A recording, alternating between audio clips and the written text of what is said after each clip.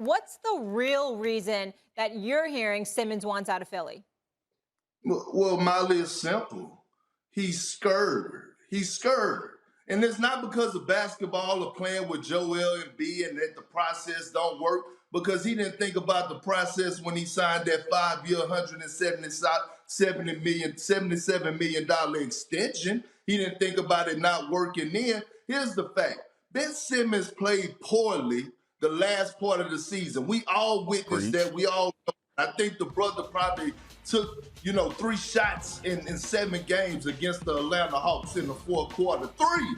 And so at the end of the day, right now, Ben Simmons is pointing the finger at everybody except who we need to be pointed at. And that's Ben Simmons. Look, it's not easy. I get it, right? As a professional athlete or doing anything that you have to deal with a crowd or deal with feedback on social media or whatever the case may be.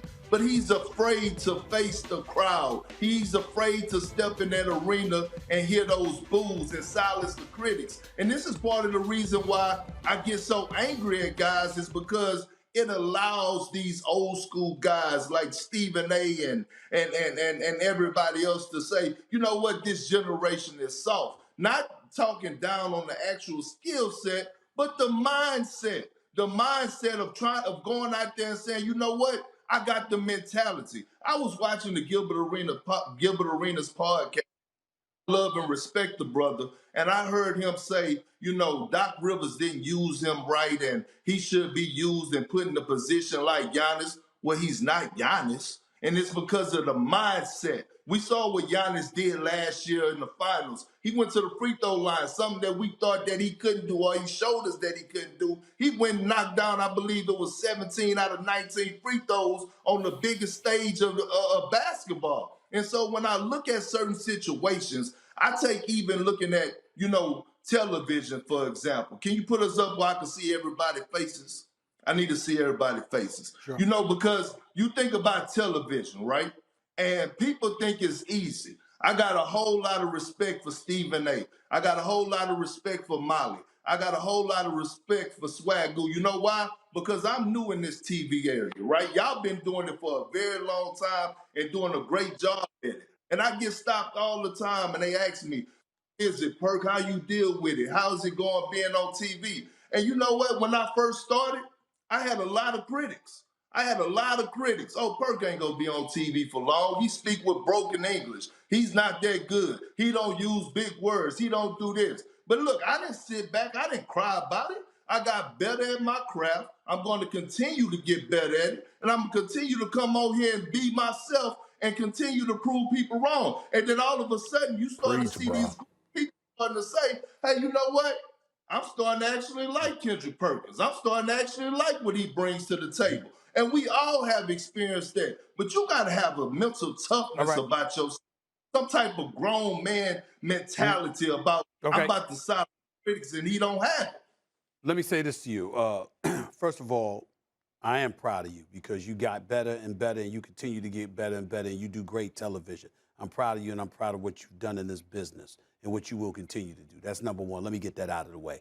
Number two, I want to give love to the Gilbert Arenases of the world, the Joe Buddens of the world, and others. Not just the athletes, but a lot of cats doing these podcasts because they do a damn good job with it. Yep. We need to give them credit where credit is due, and I respect them brothers as well. Number three, let me get back to Ben Simmons. I don't disagree with what you're saying because I'm on the record. I think it's pretty weak, and I think it's pretty weak because he pointing the finger at everybody but himself. You should feel compelled to make up to the fans in Philadelphia how you performed in the series against the Atlanta Hawks rather than running away from Philadelphia. You should want to run back to Philadelphia. And I'll tell you why, if you've Ben Simmons, why you should want to run back. Because my brother, Ben Simmons, if you are watching, you are literally a jump shot away from being LeBron James 2.0. Yep. If this brother hits 70 to 75% of his free throws, he is so special at 6'10", with those ball handling and passing skills, that basketball IQ, combined with his defensive prowess. This brother is an elite talent that could be a superstar in this league. And as a person that wrote in Philadelphia for 17 years, as a college writer, and then an NBA writer, and then an NBA columnist, before I became a general sports columnist, I'm telling you right now, I couldn't find 3 places in America better to be a star in than the city of Philadelphia in terms of a fan base that will come out and ride and die with you so long as you that dude. You understand? AI is a testament to that. AI never won a championship. When have you ever heard somebody talking about AI negatively when it comes to his heart? He's a warrior. I mean, he was a man operating in a land of giants, and the number one element, it wasn't the crossover, it wasn't how he danced on people, it wasn't him jumping above the rim, it damn sure wasn't his defensive prowess or him pulling up the Jays or averaging even 28 to 30. What they loved about AI most was that he was a warrior. You knew he wasn't scared of a damn soul, and he didn't run from Philadelphia. He was like, let's go. Give me the rock and let me show you how I'm going to do this. And so we got to pay attention and understand that that element that you're saying, Kendrick Perkins, is right about Ben Simmons. Here's the only thing that I would say. He was complaining about the 76ers long before last season, long before Doc Rivers arrived. He'd been complaining about the 76ers since Brett Brown was there, and it took the ball out of his hands in the fourth quarter in favor of giving it to Jimmy Butler and running things through Jimmy Butler and Joel Embiid while he was roaming around the baseline there. Ben Simmons didn't like that, and he didn't like how he was being utilized by Brett Brown. So that is legitimate. It's not just about the fans, even though he'll deny it, that it's about the fans at all because he don't want the fans against him. He'll talk about it being about against the organization. But the organization is the same organization you signed your contract extension for. You still owed $147 million for, all right? And to not show up to work a year after signing that contract extension is egregious. And if he don't show up to work, it will be held against him because everybody in The Sixers host the Nets tonight on ESPN. GM Daryl Morey, what do you do now? Right now, any sort of trade, which obviously Ben Simmons wants, the best thing we can do is get role players back. That makes no sense. People should buckle in. I mean, this is going to go a long time because our only path, my only job is to help us give the best chance to win the title. Ben Simmons is a difference maker, so if we can get him back, he will help us win the title. If we can trade Ben Simmons for a difference maker, we will do it. You're going to think I'm kidding. I'm not. This could be 4 years. Kendrick, talk to me. You know, Molly, I'm exhausted with this whole situation, okay? And it's so toxic from both parts, right? I feel like when you're going through this type of thing, you should try to keep this in-house as much as possible. And I love Daryl Morey. Daryl Morey is a close friend of mine. We communicate often. But for him to do radio interviews right now at this moment about the situation, I don't like it, right? And I'm also cool, and I have a great relationship with Rich Paul, right? And I tell Rich Paul, hey, man, listen, I don't like the way that Ben Simmons is handling this situation. The man showed up to practice with a cell phone in his pocket. You know, it's a certain type of professionalism that you got to have about yourself. And here's the problem that I have on another note. People are looking at Ben Simmons and saying, you know what? It's all Rich Paul. No, it's not Rich Paul. Rich Paul, his job is to make sure that he give his client advice. If his client don't accept it, he has to back up his client and support his client on whatever he wants to do. Now, I will say this, Stephen A., Molly, in my opinion, this is bigger. This is bigger than just the 76ers and Ben Simmons. This is coming to the level of owners versus players, right? Because if anybody out there in the world think for one moment that that owners around the league are not talking about this situation in-house and telling the ownership of the Philadelphia 76ers to stand their ground, they're crazy. This is about making a statement more so than anything else. Well, there's a couple of layers to what you're saying. I'll take it one by one, the latter part that you mentioned. Yesterday, A high-ranking league official says to me, Kendrick Perkins, he texts me, quote, Ben Simmons' actions will have a negative impact on player empowerment at the bargaining table. You just wait and see. So that's just to buffer the point that you just made. You see, one of the things, if you remember, and before I get into Ben Simmons, it's very, very important that I bring this up because a lot of people didn't get this. When LeBron James, years ago, Kendrick Perkins, and put Kendrick up on the screen, please, because I want to see him when I'm saying this.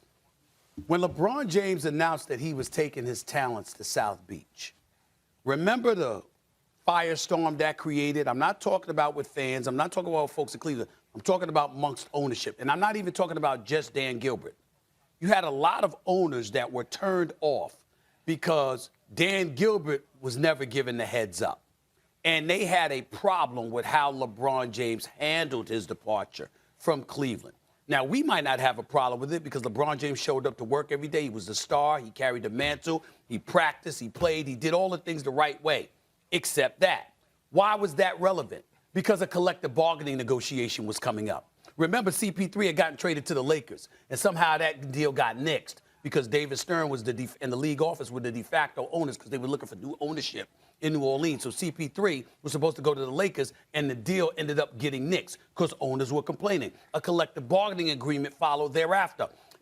Basketball-related income was trimmed from 57% to 50% on behalf of the players, taking away millions. A lot of people, even though they were coming for that anyway, a lot of people pointed to player empowerment per se as an excuse for the fervor that they put forth towards the negotiating table. Now, true or not, they tried to use LeBron James as an example, who is as model of a citizen and a superstar as it gets. And they used him as leverage. What the hell you think they're going to do when it comes to Ben Simmons, okay? So now we get to Ben Simmons specifically. Certainly we can't sit up there and blame Rich Paul. It's not his fault. This is Ben Simmons. It is your job, however, as an agent to try to coax your guy into doing good business. Once you sign a deal and you got 4 years and $147 million, even though it's not Rich Paul's fault, we can't completely absolve him from the situation in terms of influencing his client to make better decisions so you could ultimately get that client what he wants. That is an obligation that he has that is yet to be fulfilled. Ben Simmons is the major, major culprit in all of this because he's coming across as a big baby who just doesn't want to go in front of those Philadelphia fans. He's scared to death of the reaction and the retribution they will exact against him because he's coming across as if his performance against Atlanta was their fault. The other element in the room, the elephant in the room, that is a big element, he don't like Joel Embiid. And I think we've learned crystal clearly, I might add, if Joel Embiid don't like him, nor does he respect him. He considers interested in babysitting, he wouldn't even acknowledge his name when he says, I don't care about that man. And then, of course, you've got Daryl Morey, who, by the way, here's the part I disagree with you about, KP. I was the one that called Daryl Morey out a couple of days ago. Where the hell are you? The reason why I wanted him to do interviews was because of this one reason and one reason only, KP. What the hell is Doc Rivers doing talking?